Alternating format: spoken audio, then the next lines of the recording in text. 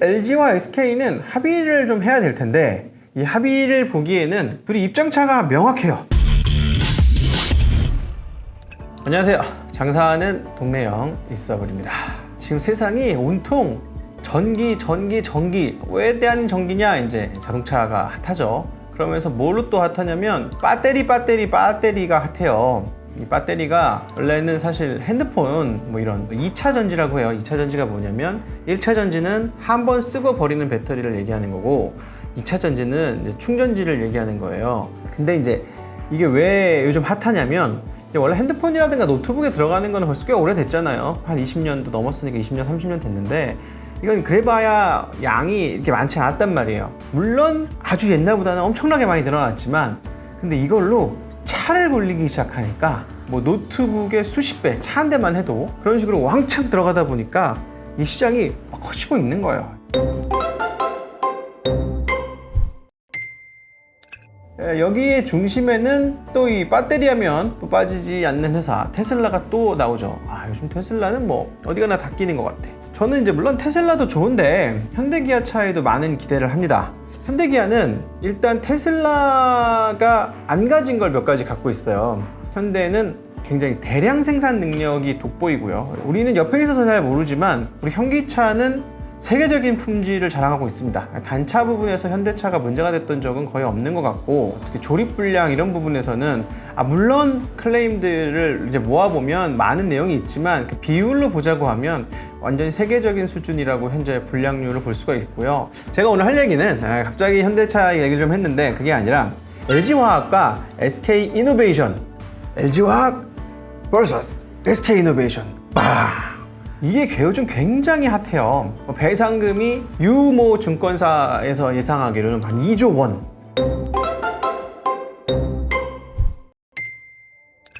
그 내용을 들여다보면 2019년 4월에 LG화학이 미국 ITC랑 연방법원에 영업비밀 침해 소송을 이제 제소합니다.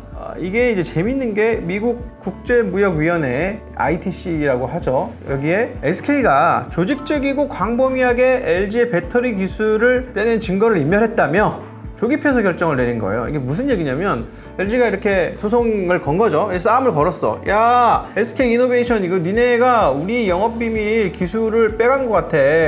그래서 소송을 걸었는데 이게 뭐 재판까지 가기도 전에 그냥 ITC에서 LG 손을 들어준 거예요. 그냥 니네가 잘못했으니까 물어줘 라고 한 거고 이게 이제 8월 27일 이제 오늘 날짜 이게 촬영일이 26일이니까 내일 최종 결과가 나온다고 하는데 거기서 뒤집혀질 확률은 거의 없는 것 같고 야 SK 니네가 물어줘야 돼 라고까지 한 건데 여기서 뭐 금액을 산정하거나 이런 건 아니고 이제 합의가 안 되면 이제 소송까지 가겠죠. 내용을 조금 더 들여다보면 LG화학의 이제 배터리 관련 엔지니어 100명 정도를 SK이노베이션에서 이제 스카웃을 해간 거예요. 사실 엔지니어 입장에서는 이직을 한 거죠. 이직을 한 건데 이 이직한 근로자들, 그러니까 이 엔지니어들이 이직하면서 이제 LG의 기술을 다 조직적으로 빼갔다. 뭐 이렇게 보는 내용이고요. 잠깐 쉬어가면서 SK 얘기를 좀 해보자면 SK의 어떤 이 판을 보고 기민하게 어디로 가자 라고 하는 부분은 굉장히 좀 인정합니다. 다음 시장은 배터리야? 우리 배터리로 가자 이런 거예요. 근데 SK이노베이션 입장에서 야 근데 우리가 뭐 배터리 뭐 할 줄 아냐? 기술이 이렇게 막 많이 축적된 게 좀 없어서 실력이 좀 딸려. 이러니까 야 그러면 스카우트 하면 되잖아. 그래서 LG 엔지니어들을 채용해가지고 야 기술 격차를 줄이자. 그래가지고 과감하게 그냥 지른 거죠. 아무튼 이런 큰 그림에서 보면 굉장히 배짱 있는 행동.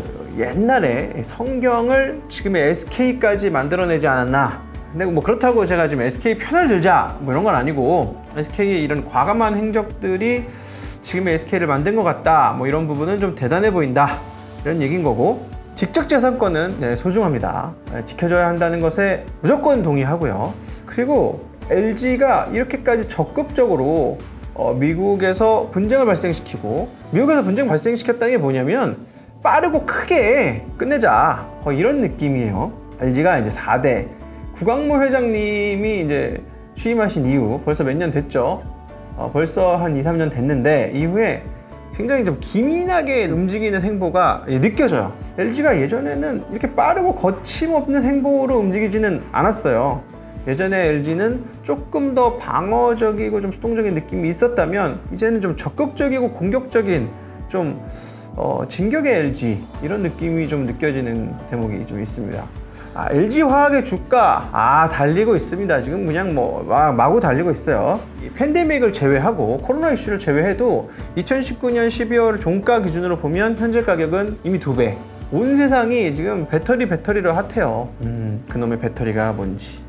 그래서 지금 LG화학의 주가는 쭉 올라가서 시가총액이 53조 4천억 을 넘고 있어요. 요즘 제가 주가를 좀 곁들여 얘기하면서 맨날 조조조 하니까 참 조들이 가깝게 보이네요.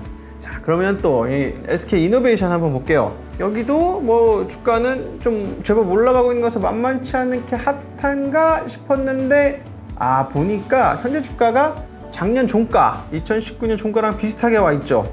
LG와의 이제 분쟁이 선반영되어 있다고 봐도 될 것 같아요. 시총은 이제 15조 수준입니다. 제가 시총을 자꾸 말씀드리는 건 주당 가격을 말씀드리는 게 거의 의미가 없어요. 이 주식 가격이라는 건 그냥 그 회사의 시가총액, 그 회사의 시가총액 그냥 가격이라고 보면 되고요. 이 가격을 얼만큼으로 나눴냐라는 거라서 어떤 회사의 주식은 100만 원이고 어떤 회사의 주식이 5만 원이다.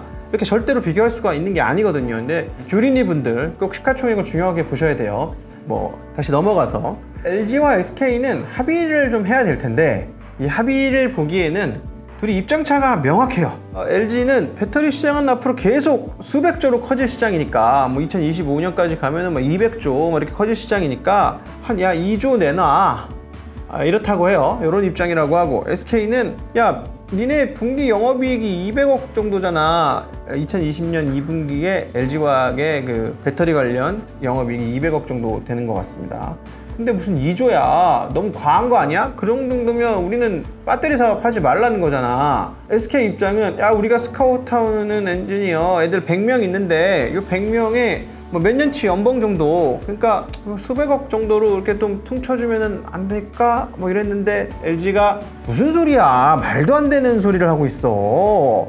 이렇게 하다 보니까 지금 어떤 상황까지 왔냐면 몇천억 정도는 좀 낼 수도 있을 것 같아요 라고 이제 SK이노베이션의 입장이 이제 여기까지는 밀려가 있는 것 같아요. 일단 수백억은 물러갔고 한 2, 3천억 이 정도 어디에서 좀 합의하면 안 될까요? 이 정도까지 갔는데 자, 이 엔지니어분들을 스카웃을 해올 때 SK가 이런 정도의 이슈가 발생할 수도 있다라는 걸 전혀 모르고 막 지른 건 아닐 거예요. 알았을 거란 말이에요. 문제가 생길 수도 있다. 근데 이제 문제라는 건 생길 수도 있다지 반드시 생기는 건 아니잖아요. 그리고 소송이라는 건 이기고 지고 확실히 알 수 없고 또 기술에 대한 어떤 특허에 대한 이 소송이라는 게 굉장히 복잡하고 어렵다. 그래서 막 수년간, 9년간, 10년간 걸리기도 한다. 그리고 끌다 보면 최종적으로 합의에 이르는 것들이 많다. 이런 결말들이 많고 SK는 경험을 갖고 있어요.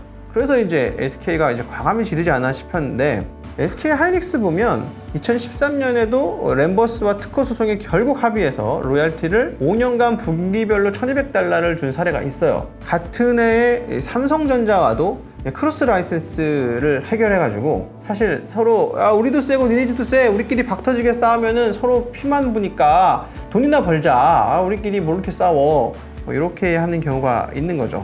그러니까 SK는 이런 경험들이 있어요.